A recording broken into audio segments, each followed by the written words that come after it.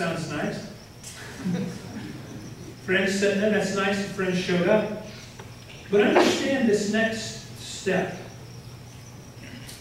When bad things happen to faithful people, we want to know why. And we want to explain it. And so Job's friends represent perhaps the worst of that. You hear me? Perhaps the worst of it. Because Job's friends get into a view of God and a whole works righteousness kind of thing. Job's friends say, in effect, well, Job, surely you must have done something wrong to make God angry. Right? So not only now has Job lost everything and sitting around scratching boils with a piece of broken plate, now he's got to feel guilty. Right? Job's friends say, surely you must have done something to fall from grace, Job, because God doesn't do bad things like this. Here, give you an example. Elihu in 34th chapter. Listen to me. Far be it from God to do evil. Verse 11. He repays everyone for what they've done. He brings on them what their conduct deserves. Well, that's one way to understand bad things, isn't it? Try going to tell that to the family of the kids who were killed this morning with Poca. Think that'll go? Huh? How about that? You know what, parents? You must have done something wrong. You must have sinned, or your children must have sinned. The 17-year-old and the 15-year-old, is that right? 20? They must have messed up. This is what's going on in the book of Job. Are you seeing it? Again, I say, imagine saying that to somebody. Because that's what Job's friends are saying. They're saying, you must have done something to fallen from the ranks of the God-fearing, God-loving, God-obeying people, because that's the only way to explain all this horrible, terrible stuff going on, Job, is you must have messed up. Now we can look at that and say, whoa, well, that can't really happen. Yeah, it does. Maybe you've never seen it, but I've seen it. For example, standing around a hospital bed with somebody that's dying, the friends and the family say, well, if you just pray a little harder, if you just have more faith, Dad will pull through. Say to the wife, say to the kids, say to Dad later, if you just have more faith, you'll pull through. Now, I know their heart may be in the right place, but what happens when Dad dies? What's the message to Dad and to the family? What's the message? Guess you're not faithful enough. You with me? I guess you're not good enough. Because if you would have had more faith, then Dad wouldn't have died. See?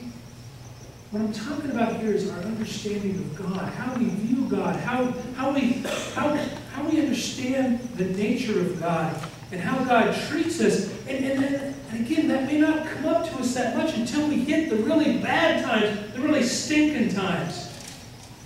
And this whole idea of Job's friends, my point is, this attitude is still with us. People may intend well, but they're hurting. Job's friends, well, you must have messed up, Job. Now, not only are you broke and poor, you should feel guilty and stupid and everything else. Now, not only are you a grieving widow and children, but now you should feel guilty because we said if you had enough faith, Dad would pull through and he'd beat the cancer. See, this is the real world where it comes up. And what I'm pushing out on is saying, really? Is that the understanding of God you have? Is that the understanding of God, the God you worship? The ones that Job's friends were worshiping. The God that's petty, the God that's vindictive, the God that's a big cosmic scorekeeper, and he's up there with a pad of paper going, yep, Eric Lockhart in church, check, 10 points for you. Larry Berquist, he's traveling, he's not in church. Larry's 10 points off. You know, Judy, we heard you use the Lord's name in vain. Sorry. I got a great slide for this. Where is it? Here it is. Where is it? Not that one. There. Gonna smite you. Sorry. Is that the God you worship is what I'm pushing on you with? Is that the God you worship that's going to be up there keeping track of the little score pad? And if you go on the line, if you mess up, bang, gotcha. And see, people give us this view of God, and their intentions may be right. Their intentions may be good, and I'm not going to fault that. The classic one are the people that go to mom and dad when the babies died or the teenagers died, and their intentions are good, but they say, well, God just needed another angel in heaven. Now, I know their intentions are good. Maybe you even said that, but I want you to think about that. Really? Is that the God you worship? Because if the God I worship decided he needed to take my baby girl, I think I'd be pretty mad about that. Fair enough? Because the God I worship is so big and so wide that God can create as many angels as God wants. He doesn't need my daughter. So it may be well-intentioned, but the point is Job's friends come in and give a view of God, and sometimes we can give a view of God that's just weird, or it's bad, or it's unloving. And we may think it's courageous to go and tell somebody, well, I'm going to explain it to you now. You must have messed up somehow. You want to make sense of this? You want to figure out why you've lost everything? Well, you must have messed up. And again, that's not our God. And if it's your God, I want you to think, I'm challenging you to think about that.